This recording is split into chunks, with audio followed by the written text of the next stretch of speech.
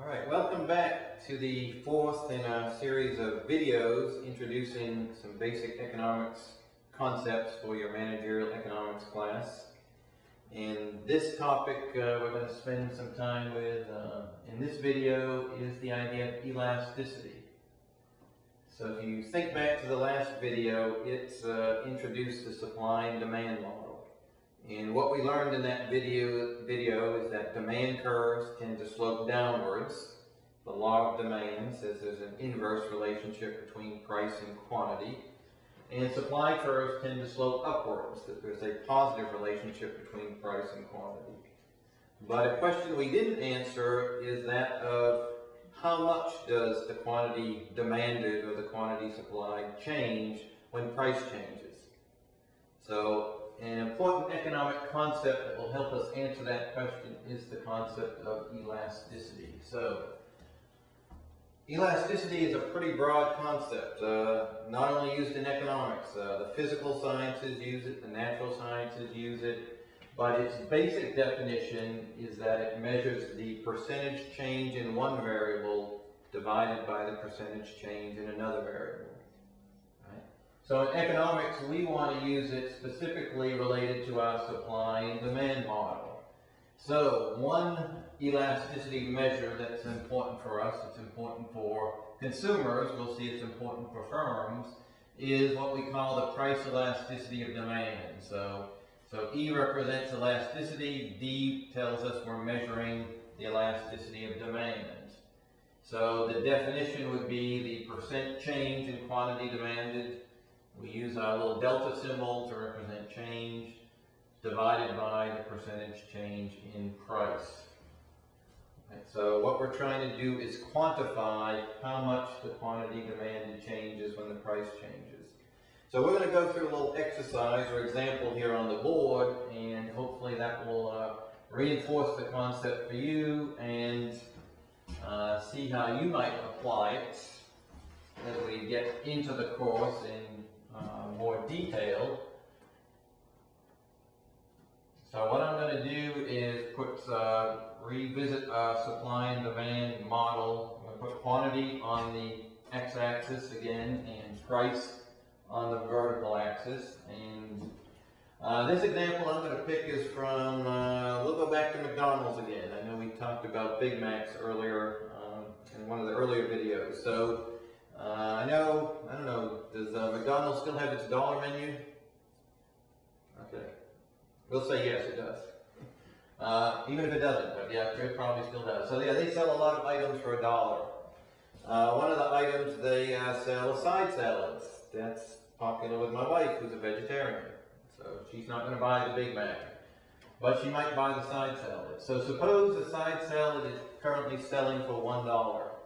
Alright, so I'm just going to place on our axis a $1 price, and we could go to our McDonald's restaurant and observe how many side salads are they selling. And again, on our x-axis, when we talk about quantity, we usually associate it with a time period. So in this example, I'll just say we're looking at how many side salads does our McDonald's restaurant sell per week.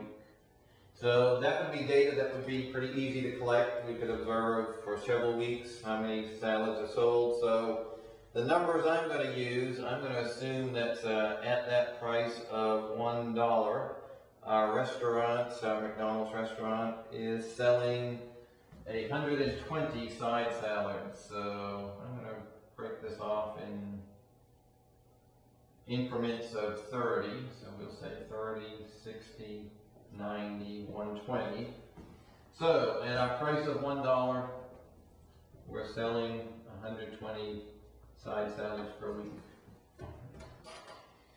So what happens if McDonald's changes its pricing strategy? So let's say they do away with their dollar menu, and we decide to raise the price of our side salads to $1.50.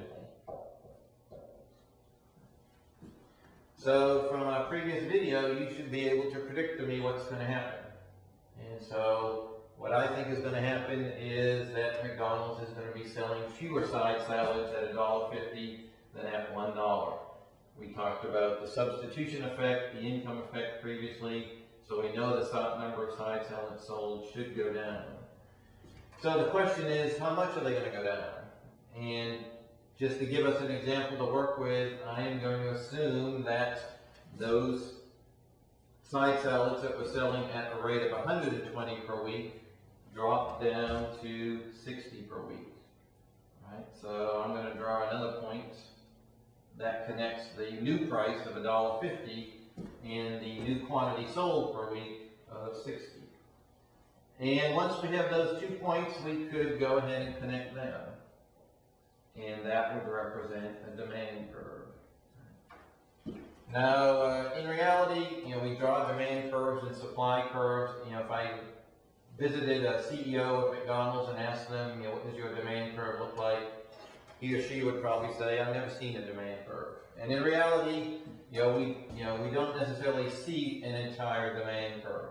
But what we can observe, even though we draw that relationship to represent all prices, what we should be able to see is that range of the demand curve between those two prices. That's data that's relatively easily collectible. When we change the price, we can observe how the consumer's choices change. So how do we take that idea of the change in price from $1 to $1.50 and the drop in the quantity demanded from 120 to 60 and convert that into an elasticity?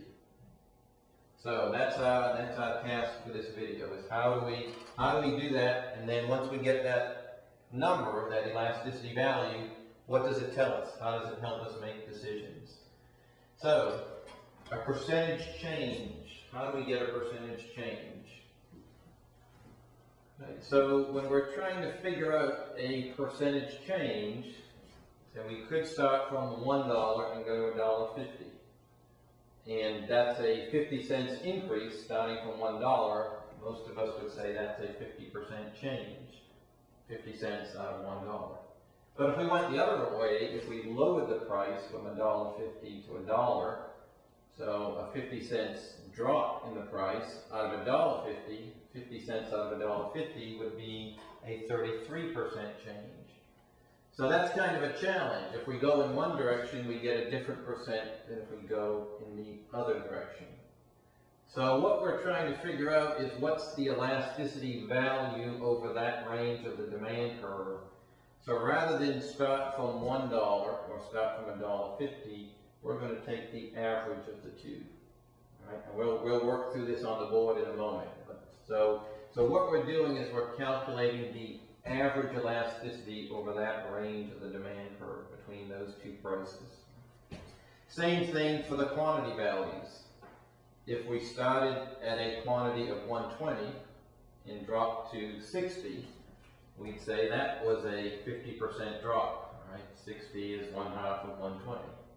But if we went from a starting point of 60 and increased it to 120, we'd say that would be a 100% increase. So again, we want to try and get the same value whether we start at the lower quantity or the higher quantity. So we're going to do the same things for the quantities we did for the prices. We're going to take the average quantity and the average price. So in order to do that, I'm going to rewrite our elasticity equation to calculate our percentage change. We're going to write for the numerator, we're going to take the second quantity value and subtract it from the first quantity value. That's going to be in the numerator, and then we're going to divide that by the average quantity. So I'm going to take the two quantities and add them together, and then we're going to divide by 2 to take the average. We're going to do the same thing for the price. So we're going to take the second price, subtract the first price. All right, so that's measuring the change. And then for the base value, we're going to take the two prices, we're going to add them together and divide by 2. So we're getting the change over a base, the change over a base. And the nice thing about this is if you use this equation, it doesn't matter where you start. If you want to start at the higher price of $1.50 and 60 side salads sold, and go to the lower price of $1 and 120 sold, you can start at that point and go to that point.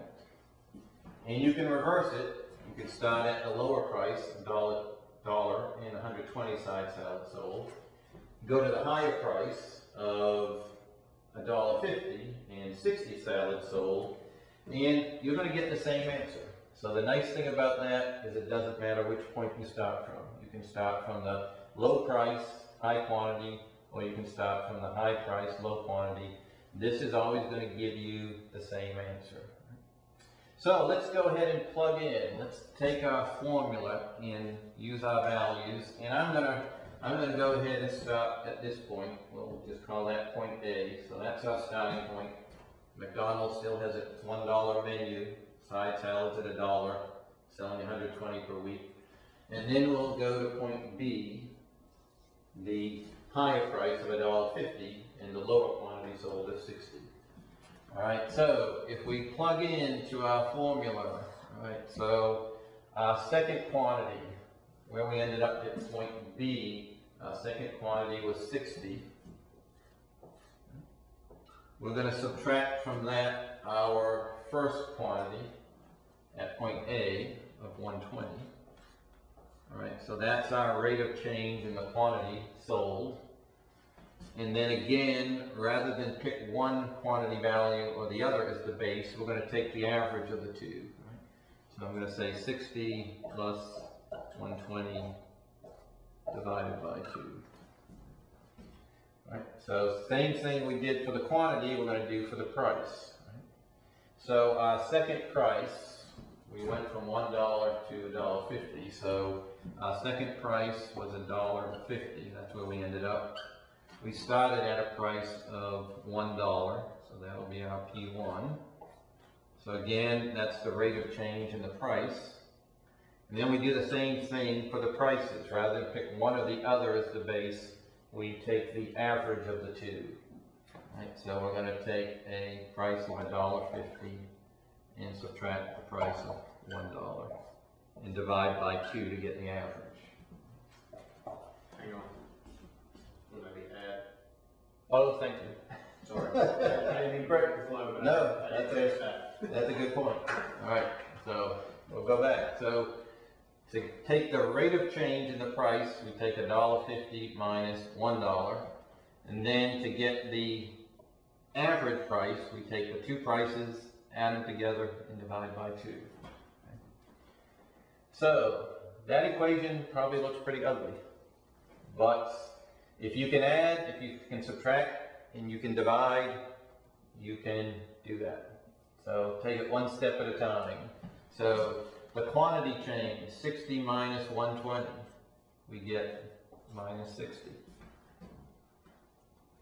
The average quantity, 60 plus 120, 180 divided by 2, the average quantity is 90.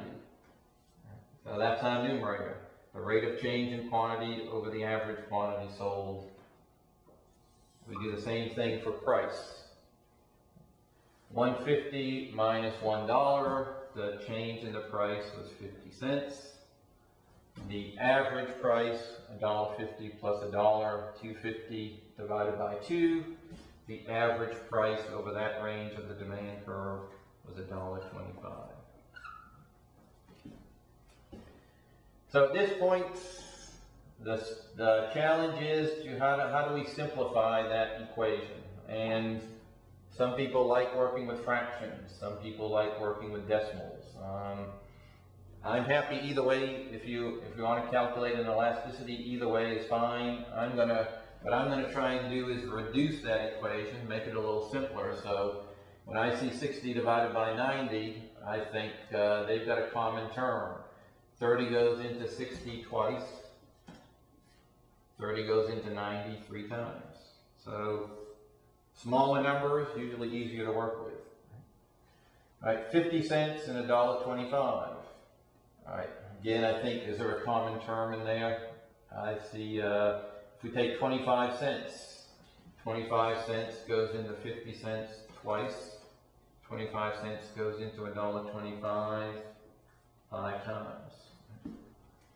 So, how many like the look of that equation? More than that equation, more than that equation. All right, we're making life simpler. All right, at this point, what do? You can, again, divide and get decimals, or I'll suggest one other alternative. If you don't like this way, you don't have to do it, but what I want to do is get rid of that denominator. So what I'm going to do is multiply by the reciprocal. So 2/5, I'm going to multiply by 5 over 2, but if I do that in the denominator, I have to do that in the numerator. So 5 divided by 2. And what we end up with is we get rid of the denominators. That just goes to 1. And I'm going to go ahead and write that in the denominator. We have minus 2 times 5. We get a minus 10. And we get 3 times 2. And we get 6. Now finally, at this last step, now I'll go ahead and move it to a decimal form. So if we take 6 into minus 10, we get minus 1.67 over 1. So success. All right, we've gotten from something that looked very ugly down to something that looks like it makes more sense that we could interpret it. So remember our definition. Elasticity is the percentage change, in this case of quantity demanded, divided by the percentage change in price. So what that is telling me is over the range of this demand curve, the elasticity value is a minus 1.67. So how do we interpret that? What does that mean? And then how do we make use of it? So back to our definition. What that is telling me is that if we change the price of our side salads, and again, remember, it didn't matter. We could go from A to B or B to A. But over that range of our demand curve, if we change the price of side salads, if we raise the price by 1%, so that's the value in our denominator. Remember, price is in the denominator. So we raise the price by 1%. It tells me that the quantity demanded is going to go down by 1.67%. So tie it back into our original definition. That's what's telling me is going on over that range of the demand curve. Right. So, first thing is just to feel comfortable, with the calculations. I know it's a kind of ugly looking formula, but all we're doing is adding, subtracting, or dividing. So how do we interpret that? When we talk about elasticities, particularly with the elasticity of demand, we typically break it down into 3 categories. And I am going to do one other thing when we break it down into those 3 categories. I'm going to write it as an absolute value. We know it's a negative. We know demand curves slope downwards. But a lot of times you're reading in an economics article, economics literature, a lot of times they'll express it as the absolute value. So that helps us because when we say the elasticity value is greater than 1, which it is here, 1.67, that means that demand is elastic. And I brought my show and tell tool, my elastic rubber band. And if you think of a rubber band, you can stretch it a lot, or you can just stretch it a little. When we say demand is elastic, that means we're stretching the rubber band a lot. It's saying consumers are sensitive to the price change. The quantity effect is greater than the price effect. And we're going to come back to see why that might be important in a moment. Right? It could have been the case that for this demand curve, we could have gotten a value that was smaller than 1. So if we did that, the absolute value was less than 1, that's when we say demand is inelastic. Or consumers are insensitive to price changes. So inelastic, the elastic doesn't stretch very far. Elastic, it stretches a long way. So, first thing, feel comfortable with the calculation. The second thing is interpret what does the number mean. And then finally, how do we use it? Why does that matter? A firm knows its demand for its product is elastic. Well, they know the demand for the product is inelastic. How would that be helpful? And how it's helpful is it's telling the firm what's happening to total revenues as its price changes. So, in our example, we raised the price. So we raised the price of side salads from $1 to $1.50. So two things are going on. When the price goes up, that means for each unit sold, we're now bringing in a revenue stream of $1.50 for each salad.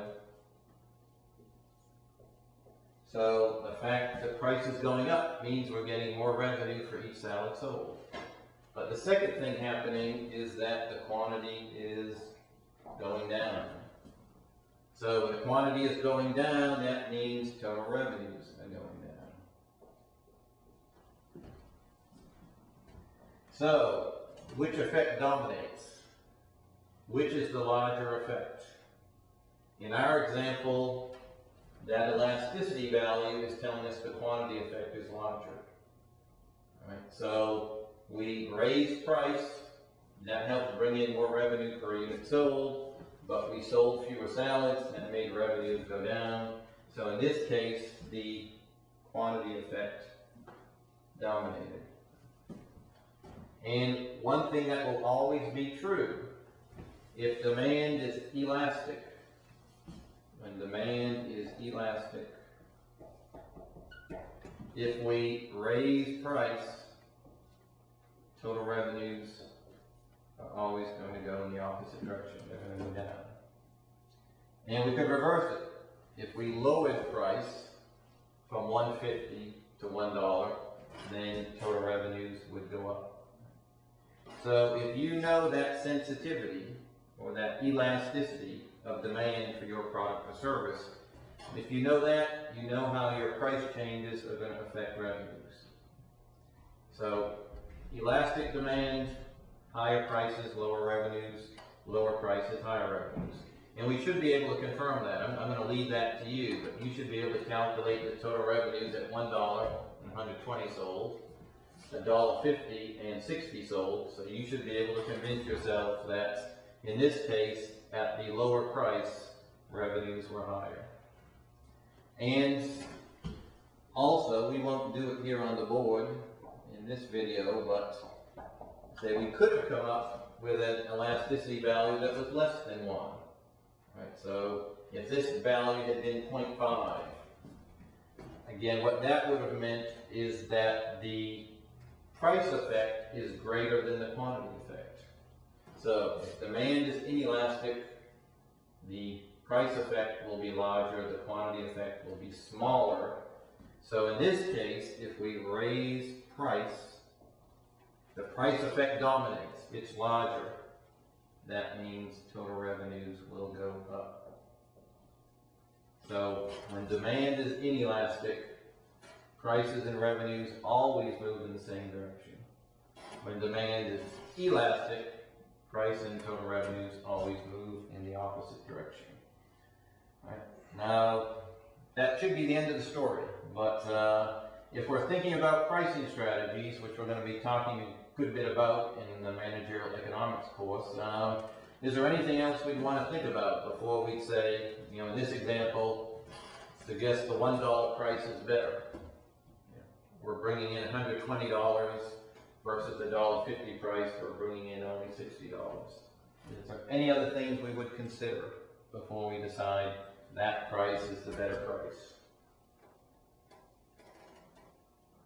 And a couple things we're not including in this example is that When we change the quantity, we also change the cost. So before we could decide our price of $1 is better, we need to know something about how our cost is going to change when we expand production from 60 to 120. Another thing we might think about, well, how does the price of side salads influence the quantity sold of French fries, of hamburgers, of milkshakes? So it's not just the idea that we change the price of the product and that's it. That's the only thing we look at. But we have to look at those secondary effects, the effects on other products or services we provide, and also on the costs of production. So that's one example of elasticity. I've already mentioned the Khan Academy website in our previous videos. You will get examples, additional examples of elasticity that I think would be very helpful for you to look at. For consideration, I know in their videos they also look at the elasticity of supply, the income elasticity of demand, and the cross-price elasticity of demand. So elasticity has lots of applications, but hopefully this serves as a good review or introduction to the concept for you, and you'll be seeing more of that later in the course.